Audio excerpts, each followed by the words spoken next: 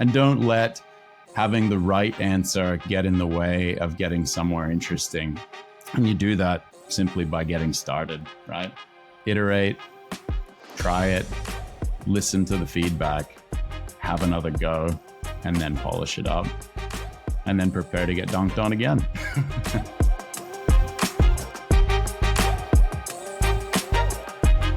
Today on Strategy Shorts, I'm joined by Maxton Gilchrist, who is a brand strategist and a bit of a gun for hire when it comes to solving strategic problems.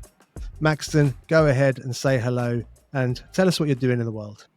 Right on. Thanks, Dan. Great to be here. I've just put my smoking finger pistols away, so absolutely.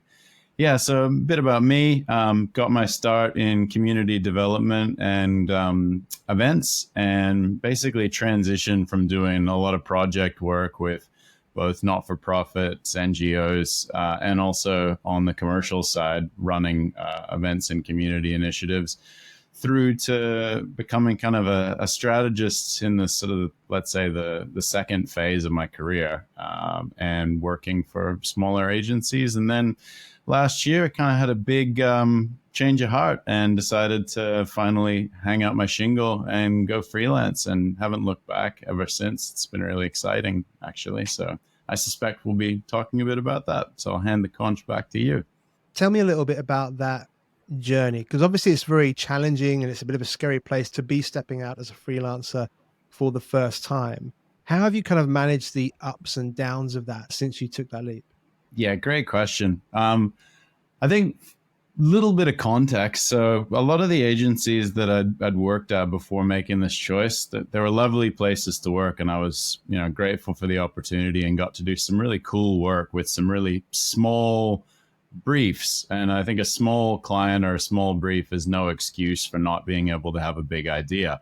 But something that I kept butting my head up against was this idea of what our understanding and definition of what a strategist is and isn't. And it became this kind of catch-all term, with flimsy understandings and definitions. You often will end up in this place of disconnect where you're inevitably butting heads. And, my kind of breaking point, if you like, was both very literal, in a physical sense, and in a mental sense. So last year, I had a traumatic injury due to doing a little bit of shenanigans with a physical fitness program. And it kind of gave me this real inflection point in my career and in my life, and kind of this role as a strategist and what it means to me and what I wanted it to mean versus what it actually was. And, in hindsight, even though it's not that long ago, super grateful for this opportunity, because this, physical injury kind of ended up as a mental kind of injury in its own way, where I sort of stewed and thought and reflected. And, that gave me this opportunity to really recalibrate and focus in on what my priorities were, what I wanted as a strategist, and then kind of set some parameters, basically set myself a brief, right? What do I want? How am I going to get there? And then get stuck into doing the work to determine, are we getting there? How's it looking? Is this being realized? So, and yeah, basically we're getting there, which is the headline item, but I guess we can dig into that a bit more too.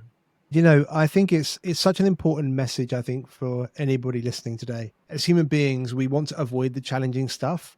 Like, we want to protect ourselves, we want to avoid risk, but it's those moments of challenge and testing that often illuminate what we really, really want. And it's a strange condition of the human dynamic that we simultaneously need those moments when we're exposed by a traumatic event or something that's challenged us, which sets us off in a new direction or clarifies what we really want. But at the same time, we want to avoid those kind of things naturally at all costs. It's a strange kind of weird human paradigm that we sort of exist in. But I'm glad to hear that it kind of clarified a few things for you. Now, we're going to talk in a little bit, I think, about a framework that's from Julian Cole's Strategy Finishing School, which is really, really interesting because Julian was my first guest on Strategy Shorts. I'm sure you've seen the episode. Yes. And I discovered you because I tuned in to the strategy championships that he ran just before Christmas, and you were there talking about a brief that you'd put together using the Get Who to Buy framework in under an hour. You only had an hour to work on it. Tell us just a little bit about that experience and how you got involved in that event. Fantastic. It's funny how that all came together. So I was an alum or a student of the strategy finishing school for the longest time. And I kind of had it as a background resource where I just sort of like used it as a pick and mix for like learning and assets and whatnot. But it wasn't until this time, when I was laid up and had this opportunity to reflect, that I really sort of took a different tact to it. And it's this phrase that, you've heard me bang on about, and I'm not done banging on about it, but it's this decision around deliberate practice and what that looks like. And to anybody that's either in a career slump, like a crossroads, or particularly juniors, getting rid of this idea of passion and passionateness, those are all lovely things to have. But I think that they're table stakes. And I think what you really want to do is be able to demonstrate, that you're committed to something that you care about. And so, strategy finishing school was that for me. It was about showing up every day, setting a timer, doing the work, showing the work, taking the feedback on, test, learn, iterate, and, really putting yourself out there. And that essentially manifested in some really interesting ways, going from, doing the program and learning to then sort of getting the confidence to publish more on LinkedIn, doing, some work with Julian in the course, and then ultimately being invited to take part in this strategy finishing school sprint championships. And I wouldn't have had the confidence to do it if it wasn't for getting up and repeatedly doing my own little versions of the sprint challenge using this really useful framework called the SOAP, also known as the nested strategy, also known as the strategy on a page. It's the SOAP acronym there. Lots of fun.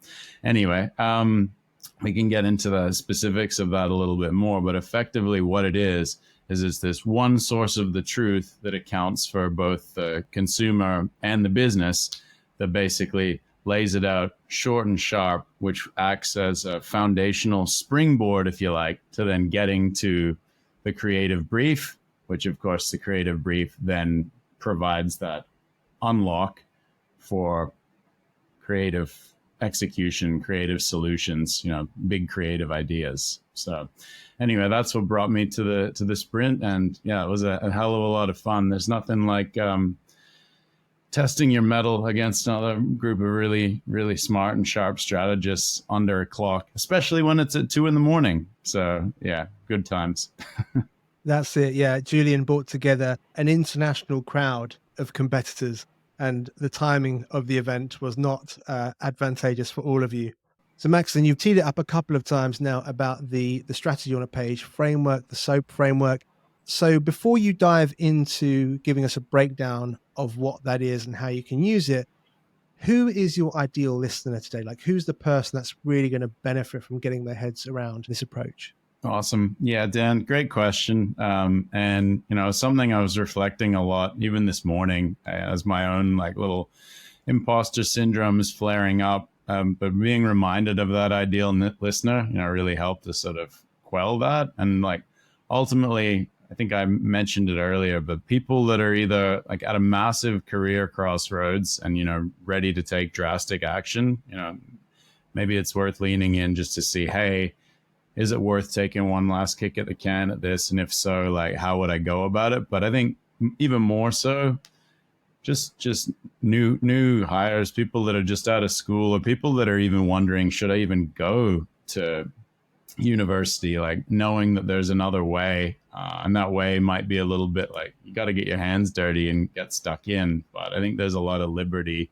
in, making your own choices and, having some agency and, really leaning into whatever industry you want to be involved in. So I'd say greenhorns and people that are looking at a fork in the road. Oh, and industry specific, I guess we would say advertising. But hey, I think that bit of strategy knowledge is not going to hurt no matter what discipline you're in.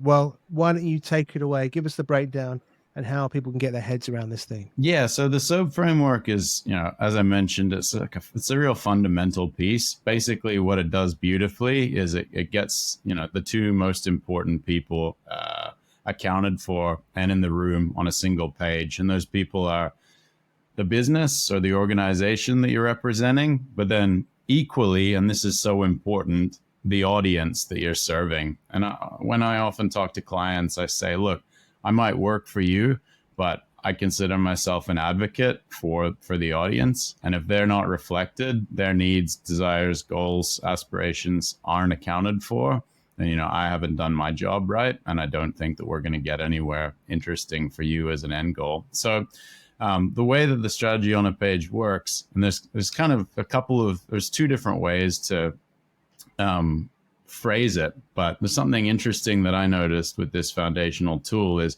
depending on whether you use the businessy language, which is business goal, consumer problem, insight, strategy, consumer goal, business goal, or if you use plain English, the business name problem is, however, we need to, so that, helping to.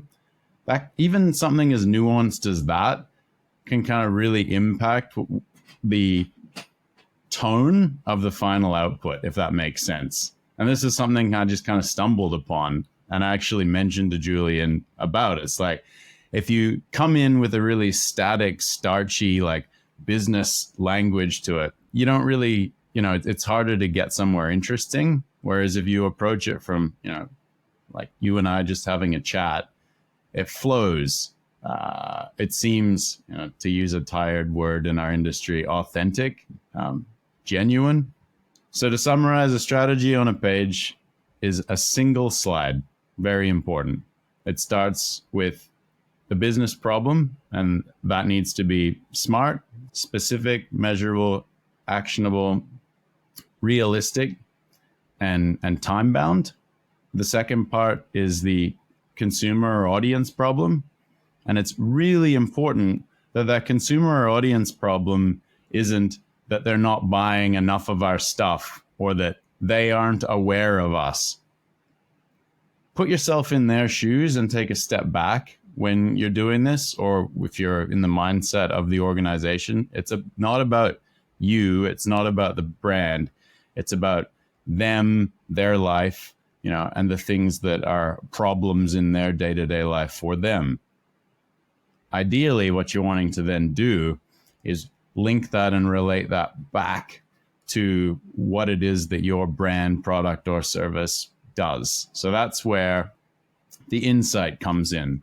And insight is this form of tension, right? It's this tilting, a truth on its head and looking at it from a different way. It's however, although, in fact, it's looking at something, and insights, like I'm sure, Dan, can be a whole nother topic. But the way that I tend to do a sniff test for an insight is it objectively true? Is it useful? And is it novel? Is it interesting? Is it something I haven't heard before? After the insight, we then have the strategy. This is the we need to.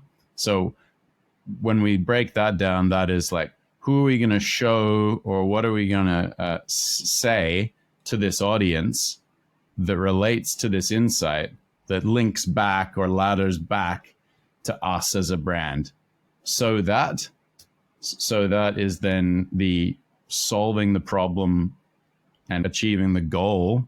So the audience goal, their problem's been fixed, helping to, and then ultimately landing back on the brand, helping to achieve the business goal.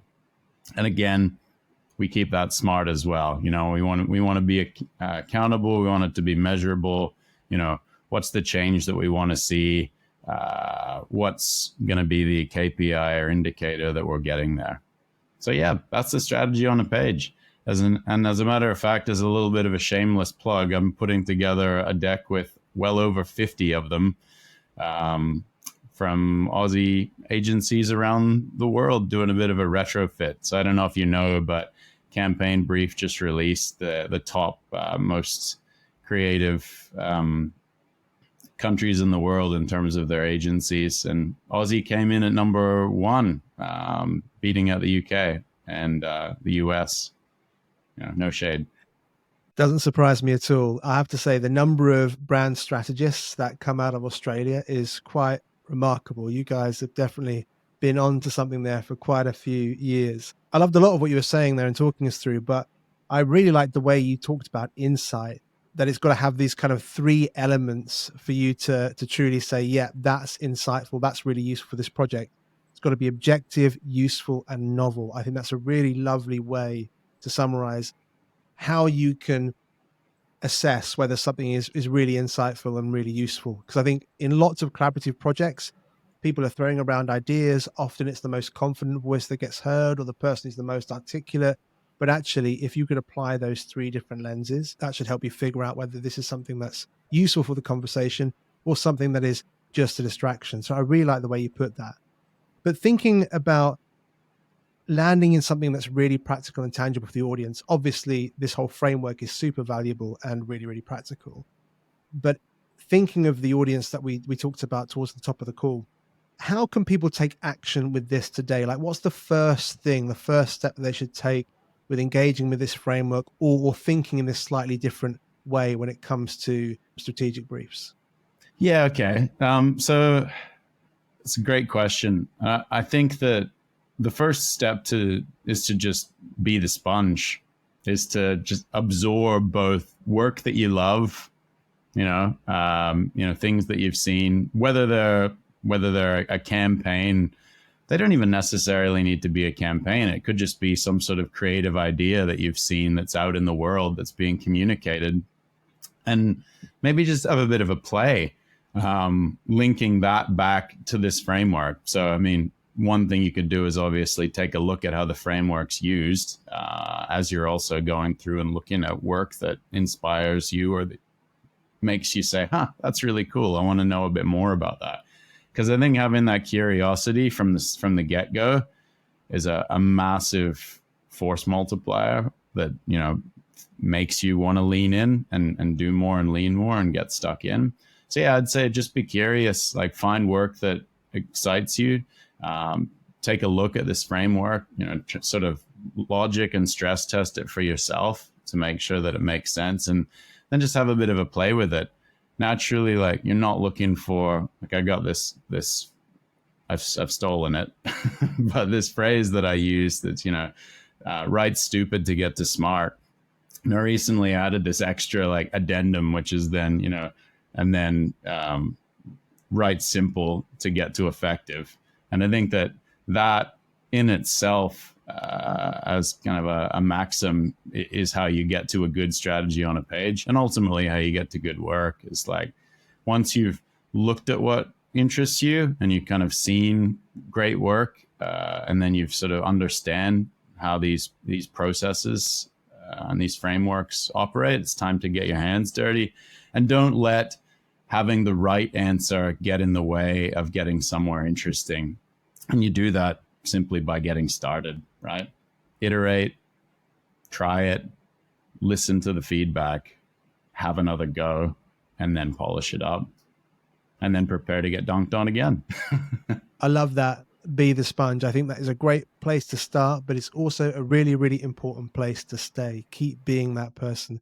Maxton, we are just about out of time, but I wanted to thank you for making the time for the show, because I know that we've been trying to make this happen for a few weeks, and I really appreciate you spending some time with me, and let's speak again soon. Love it. Thank you, Dan. Love what you're doing. Appreciate the opportunity.